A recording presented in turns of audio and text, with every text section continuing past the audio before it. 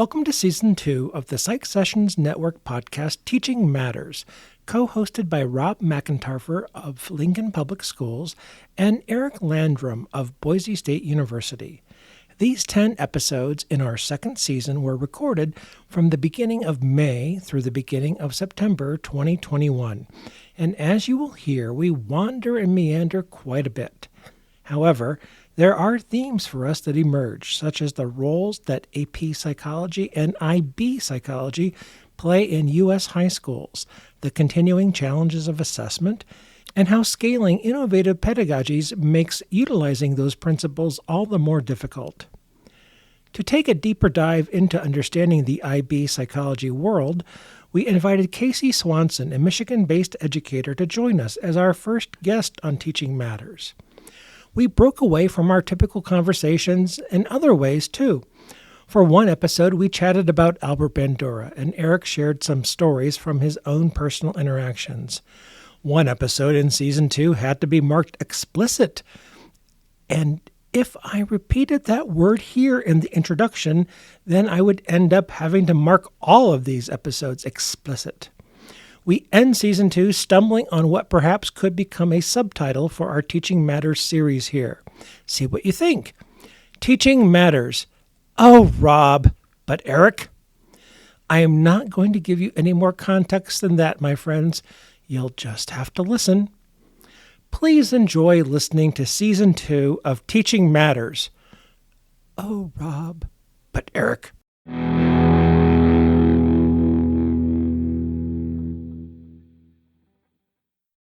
I would like to talk about joy. Oh, cool. Who's she? No, not a person, a state. Okay. I discovered joy this week. Ooh, I like the sounds of that. I do too. I went back into a classroom, Cool. campus, and I'm teaching a capstone class. It's a 400 level class required of seniors before they receive their bachelor's degree in psychology. And I have 86 students in my class. Wow. And they attended Monday, Wednesday from 1:30 to 2:45. I'm very fortunate to have a large room that seats 240. So my 86 students can spread out, and I think they're feeling relatively safe. We have a mask mandate on campus, and everybody complied, so I didn't have to be the cop in the room. And Rob, I got to tell you, I was so happy. That's awesome. Congrats. Thank you. I was genuinely giddy as a schoolboy to be there both days, to be with them and to share my excitement. I mean, I don't have my syllabus done. I don't have my Canvas website done, and I will get that done for them over the weekend. But I haven't been in the classroom on a regular basis for about a year and a half. And I know it's important to be able to teach effectively online. It's a really important skill. It's not one that I'm sure that I have, but it sure felt good. That's awesome. Congrats. Yeah. I experienced the same joy at a smaller scale, I think. It's cool that your class is called Capstone because I'm back in the classroom for the first time in a high school classroom for the first time in a long time. And the class that I'm teaching is AP Research, but it's part of the College Board AP Capstone program. Really? But I'll see your 86 students and I'll give you my 4. I have 4 students. Oh my gosh. 4 advanced placement research students in a regular old classroom at Lincoln North Star High School in Lincoln, Nebraska. That's a challenge of a whole different flavor. 4 students is different. Yeah. So hopefully they don't all sit facing you, right, in a row, do they? We're spread out right now because we're all masked up too. If things change during the year, I hope to change the arrangement to more of a graduate seminar. We're sitting around either a table or a small circle in the middle of the room. I think that would work better. Right now it's more traditional, and it seems just like most students didn't show up because they're spread around the high school classroom and I'm over at a desk because we're keeping our distance, but we'll change that when we can. So it's like an advanced research methods? Yeah. They're getting ready to do a lit review, pick a topic, lit review, pick a method, gather data, conclude. So that kind of sounds very reminiscent of the IB stuff that Casey told us about. Yeah, the AP capstone program, I'm sure they don't call it a competitor to the IB program, but I wonder if that's part of it. Is that so your students' capstone experience, does it involve research like that too, or is it a different kind of capstone experience? There's no, it very much depends on the instructor who's teaching it, but my students will get some hands-on experience. They they may not, depending on the group project they do, they may not collect data in the traditional survey data. They might be summarizing some data that's out there. They tend to do a consulting project where I put them in consultation groups Hmm. because I want them to see that they have practical skills right now, today, even before they graduate, they have marketable skills. So they may not be collecting original data, but they may be collating existing data for a client to make informed decisions about client needs. That sounds neat. Yeah. So you have, I assume your 4 students then do individual projects of their own Yeah. design. Yeah. Yeah. We're starting with a practice project. So we practiced brainstorming research topics. And then just today, they voted and decided on a topic. Wait, don't tell me.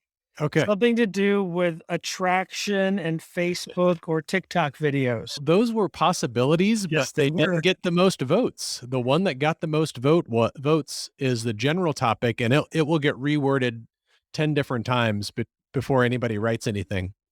But the general class topic right now is, does the length of the school day or the length of the school year impact student success? Okay. And is this is a year-long class that you have them for? Yeah. Yep. So I doubtful that they'll listen to this, but we don't want to tell them that the answer is yes. We don't want to spoil it for them, right? Nope, not yet. There, Okay. the main benefit will that I think the main benefit will be them discovering how many different ways to operationalize benefit there is.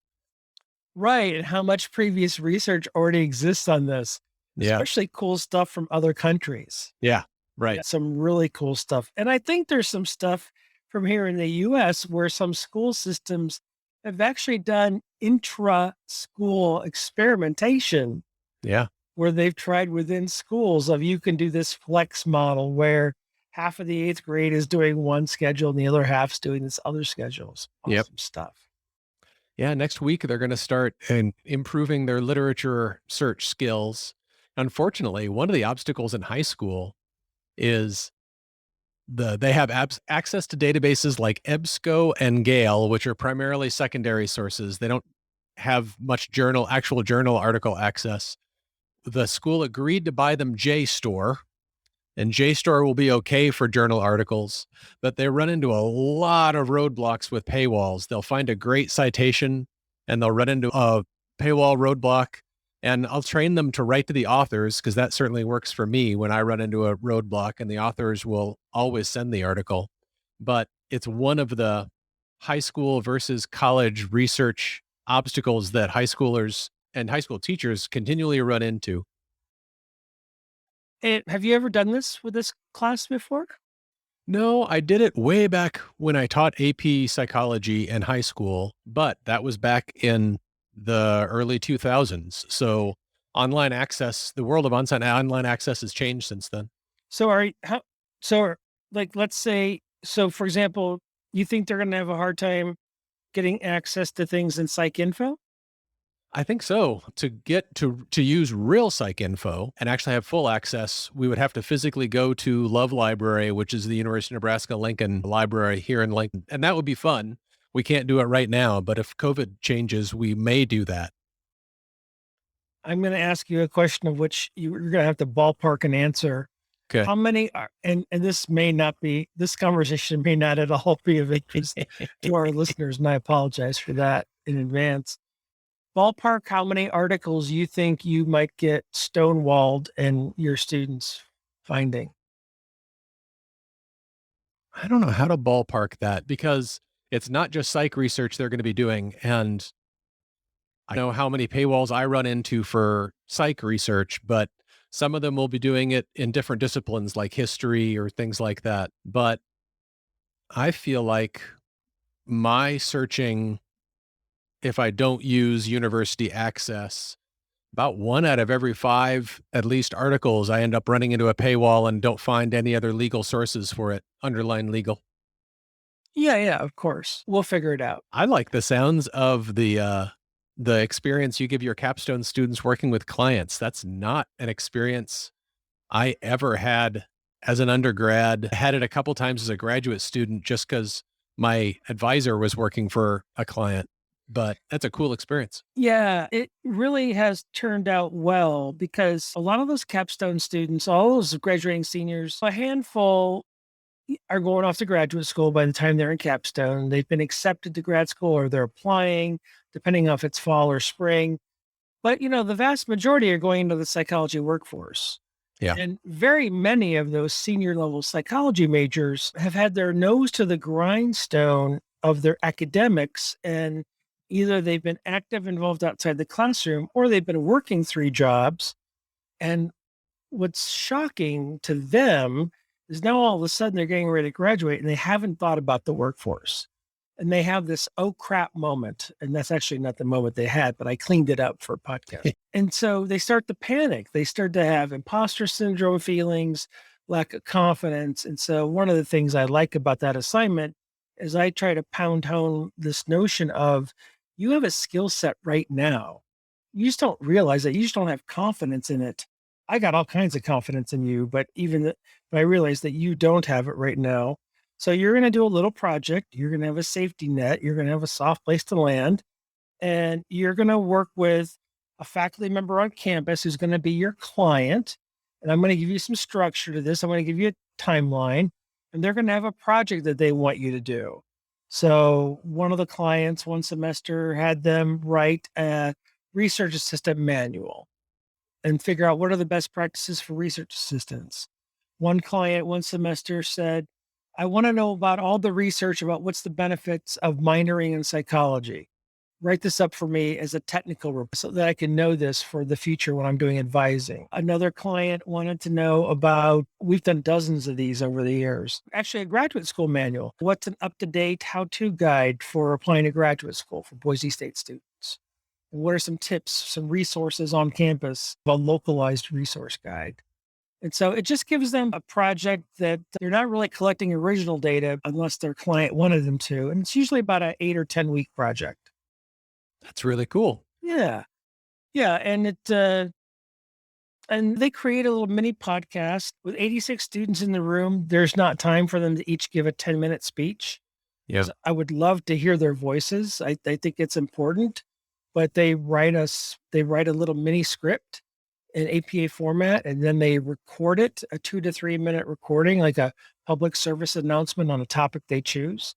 And then I listen to all those and grade them. But can you imagine listening to 86 10-minute speeches in a class? Even though it might be lovely, other students listening to other students would probably tune out, and probably I would too in a classroom. Yeah, that would be intense. But with my noise canceling headphones at home, I can listen to a bunch of those and grade them with a rubric and get through them just fine and actually enjoy hearing those student voices. That's awesome. Do you now encounter products on campus that originated from this collaboration between capstone students and faculty members? Well, all the products that we've done so far have always been within the department. Okay. So the answer is yes. So our department has made curriculum changes. Our department has developed, I don't want to say products, but we have developed aids. We have developed advising rubrics, advising devices based on based on technical reports that have come out of this capstone class. Neat. We've made curricular decisions and choices and changes based on the reports that prior classes have made to us. Neat. Yeah, so they are a snippet of real world experiences. Cool. Yeah. I picture a little brand or a little stamp that should be present whenever one of the capstone collaborations It should be a footnote. It should be a little copyright symbol or something so that when people encounter that document, they know where it came from. You're thinking way ahead of us. Yeah, you're thinking way ahead of me. And employer surveys, both national ones and interviews I've done with local employers, they tell you all the time. I've never seen a national employer survey that says, I want my employees to be able to write in APA format. Yeah. It's graduate schools want that in psychology, but national employer surveys say things like, I want my employees to be able to write a 2-paragraph email that's coherent Yeah. with the key takeaway in the first sentence of both paragraphs. Yeah. That technical communication, that nonfiction technical communication is so important. So we have to practice that. That reminds me, I saw advice from one of our psychology friends. I think it was on Twitter. I'm got source amnesia right now, but it was a good idea.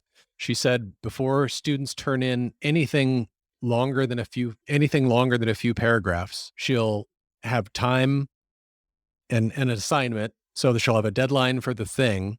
And then she says, before you give it to me, cut X number of words. Look through it again. And she'll say, cut 100 words if it's a longer piece, cut 10 words if it's a shorter piece, just as an exercise of going back through it one more time and cutting. And she says she gets a lot better product. The draft that she sees then is a lot better.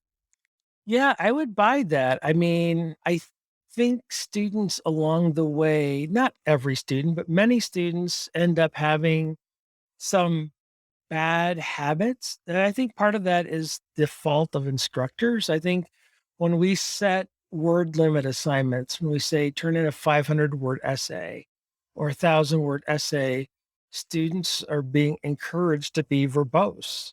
Yep. And so we use empty phrases and empty sentences because you're looking at the word count at the bottom corner of the Microsoft Word screen to get to the mandatory minimum. I guess that is like a prison sentence, right? It's a mandatory minimum. And so I think it's a really intriguing idea to say, okay, just write it as you would write it. And then, all right, now figure out your word count. Now go back and delete 20%. Yeah. And you made me think of that because capstones work with clients. As an undergrad and a graduate student, I think I was always incentivized to use more words, like what you said. It wasn't till I became an administrator really and started having to come up with having to communicate ideas in a shorter way that it was incentivized for me to use fewer words to do something as effectively as I could or more effectively as longer words. Yeah. So your capstone experience working with clients, that's another great skill they're learning. Use fewer words to get the job done. Right. And another assignment in capstone, and I didn't mean to keep going on about the course. I just had joy. That's all. That's awesome. Another assignment in that class, they had to have to do an infographic. Cool. So the course is technically Capstone Perspectives: History and Systems. And much to the chagrin of real capstone instructors, I actually don't teach it in history and systems format for lots of reasons.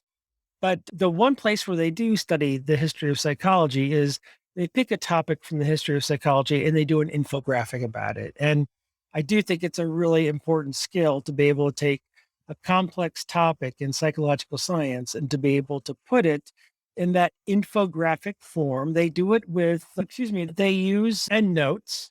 So it's got to be cited. It's got to have the psychological evidence we all expect, but it's got to be approachable. It's got to be for the lay public, the educated lay public, and it's got to be attractive. And taking that complex topic and making it translatable is a marketable skill. There are science writers. Psychom is its own subdiscipline. Yep. That's super important. In my administrative role, I often end up working with people who know the data really well, but need to communicate it to a wider audience. This would be a school principal maybe, or someone who worked on a grant. And I often, when I can, give feedback gently, and people are open to feedback. Seems like one of the most important pieces of feedback are about data representations, non-linguistic data representations, so graphs usually. And a person will have set up a data representation that they are in love with, and they explain it to me for 5 minutes, and then I understand it. and it's accurate. But to me, the bottom line and what I sometimes tell them is it's got to stand on its own. If you have to explain it, then you should have just said it in words anyway. Right. You got to change it so you don't have to explain it, which usually means, I don't know what your experience is. It usually means taking sometimes really cool and sophisticated data representations and making a really dopey, boring bar graph. Well, it's all about the audience. I mean, I think you Yeah. nailed it. It's all about what's the goal, what's the audience. If you have this super slick graphic that you just downloaded the latest version of, I don't know, Tableau, and you just got this cool thing and you have to explain it, then you're just trying to show off something, your skill set in creating something in Tableau, but you're not trying to communicate what the data means. Yep. If you want to show off your skill set, because you're applying for a job, then that's fine. But it's not about the data at that point. And Rob, I can imagine that in the K-12 system, the ability to communicate data is vital and essential. If you're talking about a student's score on a standardized test compared to norms, and you're making decisions about gifted and talented versus remedial, and you've got parents in your classroom sitting in those little itty bitty chairs, and you're talking to about their son or daughter, and they got a T score, Mm-hmm. and you're showing them a table with a graph. Yeah. The ability of that teacher to be able to describe that score meaningfully, and the implications, the day-to-day implications for what that score will mean for their child, that skill is incredibly important. There's a author named Thomas Guskey, who's an education research author. He writes a lot about grading practices, and he's pretty convinced that the worst thing that ever happened to teacher grading practices and teachers communicating what grades mean with parents were online grade books. His argument is the online gradebook vendors put a lot of really cool features often in online gradebooks. Yeah.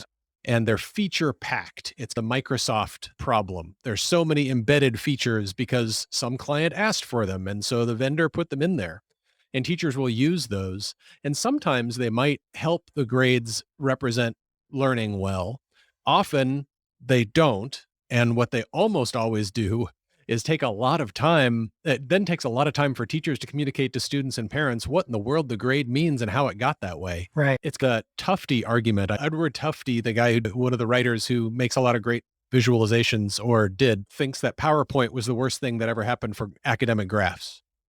Yeah, I want to circle back to your notion about the data that can be made available to parents, and I'm not familiar with that software anymore, but I think it might be more important. Parents might be alerted when data are missing.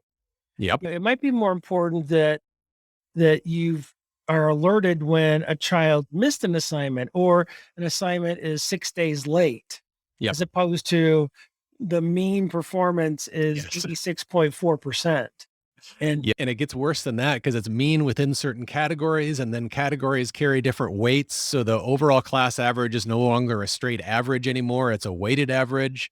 And reverse engineering why a student has an 81.3 overall average gets really complicated. And parents don't want to do that math. The teachers barely do. Well, and college students had a hard time. I mean, we just switched to Canvas, which should probably be a whole other podcast. But even in Blackboard, which was our previous LMS, it was a mess because students wanted to know their standing, which of course they should want to know and they should know, but they couldn't accurately calculate it unless every possible assignment was loaded into Blackboard. Oh, wow. So they could underestimate or overestimate their current grade. Sure. They might have been earning 95% of possible points of what I've loaded into Blackboard so far, but I haven't loaded the final paper that's worth 25% of the grade in the class. Sure. So they might think I've got an A all semester, but they could end up with a C if they bombed that final paper. Sure. So they could be overconfident and go, "Oh, I'm not even going to bother with the paper because I got an A going." You bet. And so in some ways, sometimes I had to hide grades and make them hand calculate them Yeah. because the total calculated by Blackboard was misleading and the percentage it gave them was even more misleading. Yeah. So these online tools and these super slick things and alerts sometimes eat themselves. And we may come across like we are the oldsters in the neighborhood telling the youngsters to get off our lawn. And that's What are those guys up in the box? yeah, Waldorf and Stratfield? No, Waldorf and Stadler. Yeah. I don't know if I'm Waldorf or you're Statler in the reverse. I don't know. And I'm not trying to make a nostalgia argument. That would be dopey. I'm not sure grading has ever been consistently great, but I'm not sure that a lot of the features that are supposed to make it great actually make it great. I think they're just features. If a grade is supposed to be a decent operationalized quantification of learning, I'm not sure how complicated, I don't know. It's a question. How complicated should an operational definition of learning be? And then how complicated can it be and still have meaning? Well, that's a great question. I certainly don't have an answer to it, but the system that an institution uses in theory and in practice should not make it harder for faculty members to post a clear grade and for Yeah. students to be able to detect a clear grade. Yep. I mean, let's not make it harder than it is. Students are working hard to do the best that they can, by and large, Hmm. and faculty members are doing the best they can to grade quickly and accurately, by and large. Yeah. It's It's three. related to the infographic discussion. If a student makes an infographic and it's really beautiful and complicated, but takes 10 minutes to describe, it's probably not an effective infographic. No, If infographics should be self-explanatory. a grade probably ought to be too. I'm not sure. Tell me what you mean. I don't Should know. be So self-explanatory. if grade shows up for a student and in order to understand, for the student to understand, or any audience to understand what that grade means in terms of learning, if we have to explain it for 10 minutes or so, I wonder if that's a failure of the system. Should we have ways of communicating grades that can be tied to learning on their own without a long explanation? So maybe do you mean grade feedback? Maybe? Because if a student turns something in and I say, if the grade feedback is B, Right. well, you're right. That takes more explanation. Yeah. But if the grade feedback is B and they get a Microsoft Word copy of their research methods paper that has Right. track changes embedded in it, then there actually is a great deal of great feedback along with a numerical score. Yeah. Yeah. I agree. Yeah. So, and I think the other piece of it is it's remarkable in some cases how students won't even leverage the grade feedback, where they'll get a draft of an introduction and a research methods course, and then they've got to turn around and at the end of the course turn a complete draft of that research methods paper that includes the introduction, and they didn't go back and make their revisions that they were given a few weeks back to the intro, and they're surprised when they don't do well. Yeah. The use of feedback and revision as a skill, I might relate to the capstone experience you were talking about and experience with clients, because I bet um, if the clients you work with are listing necessary skills that people should work on, revision and using feedback might show up there. And that might be something that we need to emphasize in earlier courses. Yeah, actually, there are a couple of national surveys that talk about attention to detail. And for example, in terms of getting fired or disciplined in your first job after college, failure to follow instructions was the third most common reason for getting fired. Yeah. So, I mean, that attention to detail, failure to follow instructions, really important. Yep. I want to go back to where you started with the joy, because we've explored part of sort of the nuts and bolts of what we're both after with the classes that are filling us with joy. But it's not the nuts and the bolts that creates the joy experience for me. It's something about, we don't usually talk about magic. We usually leave that to Jane Halonen, but there's something about the magic of actually being in a physical classroom with students. Yeah, there is. And I have to say, to be fair, emphasizing that magic of being back in that classroom makes me feel a little bit bad about not having the magic in that online world, in the pivot. But I think part of it is just experience. So, Rob, this week I started my 30th year at Boise State University. Woohoo! And, 28 out of those 30 were all face to face, Yeah. completely face to face. So it's, for better or for worse, it's what I know. And so with the pandemic and the pivots, it's what to some extent I've gotten good at and become familiar with. And between a pandemic and a pulmonary embolism, it was just really good to be back in a classroom with students. And even though we were all masked up and well distributed throughout a big room, which I'm thankful for, you're right. I don't know if it's magic, but it's special. It's not to be taken for granted. Right. It's to be cherished. Agreed. I hope students feel the same way. Not all the time, but that would be unrealistic. But sometimes I I hope it feels that way to them. I think coming out of the pandemic, I think some do, Hmm. but I think also, to be fair, I think some, it's not coming out of the pandemic. It's re-entering the pandemic. And Yeah. I think that we're on high alert of, are we going to have to pivot again? Or Yeah. what are the contingencies if the trend in some states, we already see the trends where Yeah.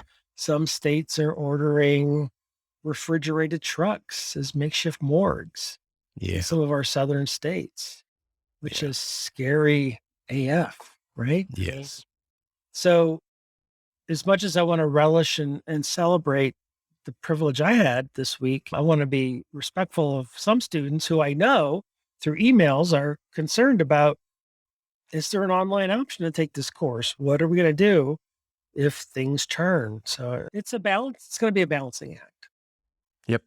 It will. I'm excited to talk more about my young researchers' journey and on future podcasts, because the next thing they're going to start to figure out is operational definitions and how to narrow a huge topic, like should the school day be longer or the school year be longer or shorter to benefit students most.